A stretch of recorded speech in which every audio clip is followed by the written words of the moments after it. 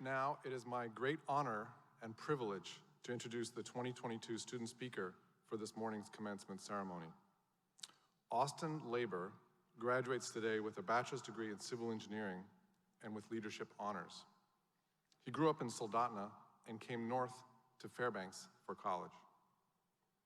We'll have to let him head back south now, however, as in just a few days, in fact Monday, he starts a new consultant job based out of Anchorage on a construction administration team. This is a great position for Austin, and we are proud that another UAF grad will be playing a role in building Alaska's future. Austin has done a lot while at UAF.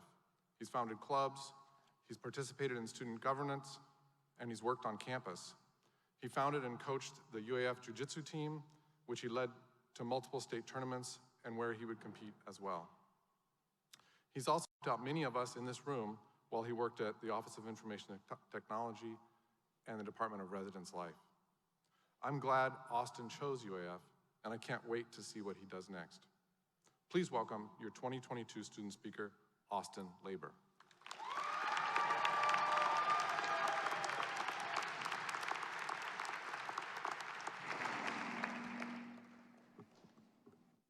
Hi. I don't normally like to talk about this, but during a majority of my time at UAF, I was living homeless in a university parking lot. I started out in a Corolla, then a van, where I stole way too much energy, showered on campus, and worked multiple student jobs so I could afford to take as many credits as I could each semester. And after today, I'll be an engineer, debt-free, building infrastructure in remote Alaskan communities, making enough money where I may never have to financially struggle for the rest of my life. With my degree, I might possibly never have to worry about having a roof over my shoulders or food on my plate. And I've spent the last month trying to find the words to describe what that means to me and how grateful I am to this university and its staff for providing me that opportunity. You offered me a path to be not just a product of my environment or a victim of my circumstances. And I found that those opportunities in this world are exceptionally rare.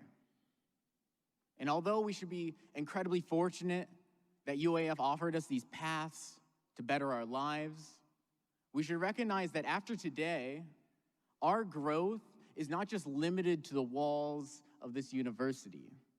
In fact, it can't be.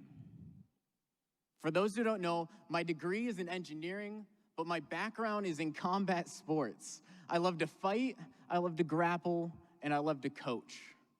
And similar to this, us instructors get to dedicate a day to recognize our students based on their growth and accomplishments, usually with a new belt.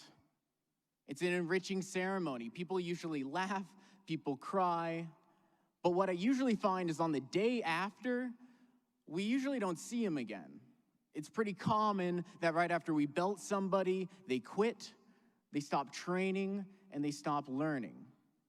I think about that a lot. It took me 7 years to get this degree. Do I still have that same passion and drive to learn as when I started, or have I lost that? Am I still willing to go back to working those type of hours to study as hard as I did? I'm not so sure that I would. You know, in Rocky 3, they sang, "Don't trade your passion for glory." There was a Nobel Peace Prize winner named Rudyard Kipling, and he wrote a famous poem for his son titled "If." He claimed that one of the tenets becoming a man was to have the ability to lose all you've acquired in life and then start again at your beginnings, never speaking of your losses. On the mats, I'd be half the grappler I am today if I didn't have a willingness to take risks that may lead me into an uncomfortable situation.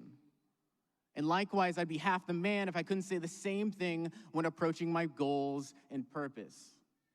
It's what got me here today. It's sometimes not enough to just hold my position and fight in a way to just not lose. My main motivator for my personal growth is usually a finish line, a job, a belt, a degree. And whenever I achieve it, that motivator is now lost, and I have to find a way to replace it.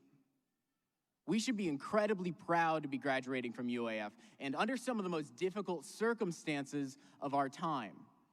But if I were to let that piece of paper stunt my desire to continue to learn and grow after today, it'd be worthless, and I wouldn't want it. Today is a milestone, not an end, a pit stop, but not our final destination. Today, the bell rang and the ref called time, but he just signaled the end of the first round. Our fight's not over.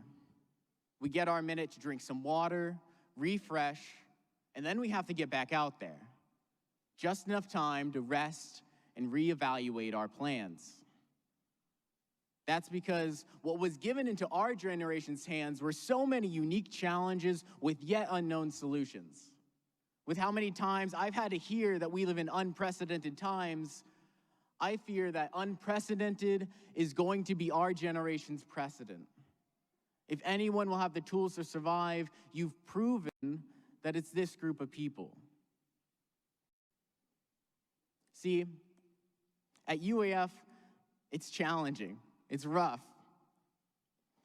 But if UAF only graduated the best and brightest of every class, I don't think I'd be here. No, the universal qualities I see in my fellow graduates are not their innate talents or natural gifts, but their ability to endure. It takes a certain type of Alaskan grit to be able to sleep in a dry cabin at 40 below. It also takes incredible willpower to wake up with only an hour of sun, isolated from home, and breathing in the same air that would freeze the oil in your cars. Everyone here has had to endure program cuts, spotty Zoom calls, and if you've eaten on campus, undercooked chicken. Earthquakes, blizzards, and wildfires. At UAF, it's truly not about how hard you can hit, but how hard you can get hit and keep moving forward. Our class was met with the additional struggles of a global pandemic and the growing pains that came with transferring to online courses. And despite all the odds, we endured. Years without seeing each other smile, we held on and endured. According to a YouGov statistic from last October, about a third of our graduating class, while working on your degrees at UAF, suffered a loss of a close friend or family member just due to COVID. And to suicide, I lost 2.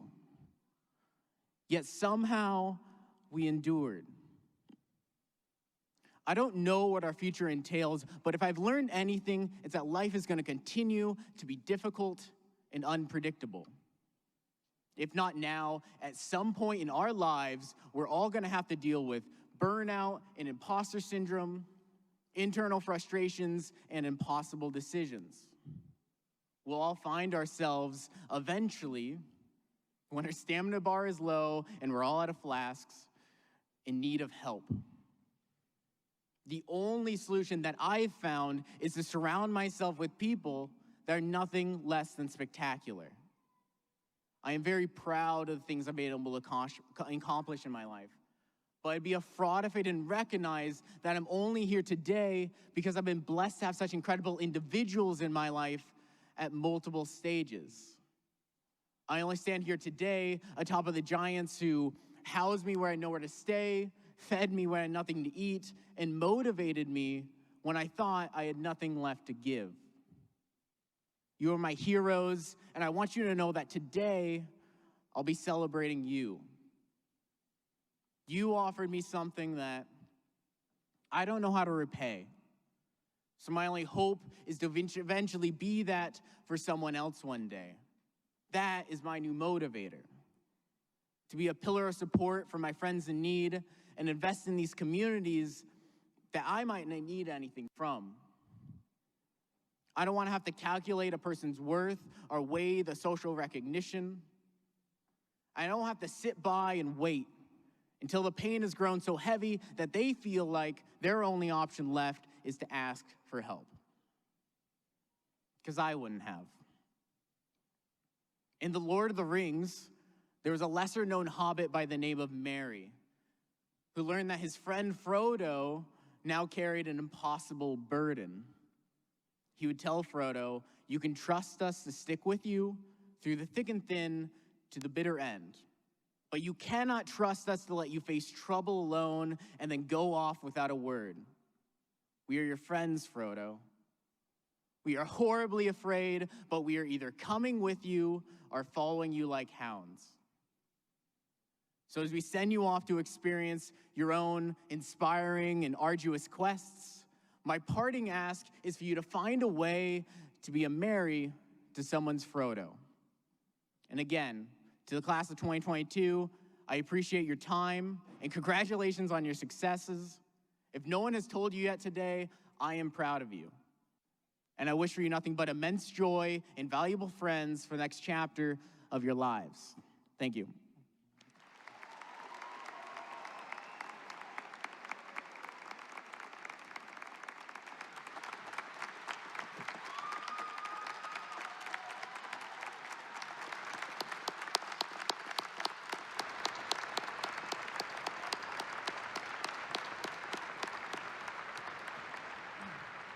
Thank you, Austin, for that inspiring speech. And I'll pass on a note about the chicken.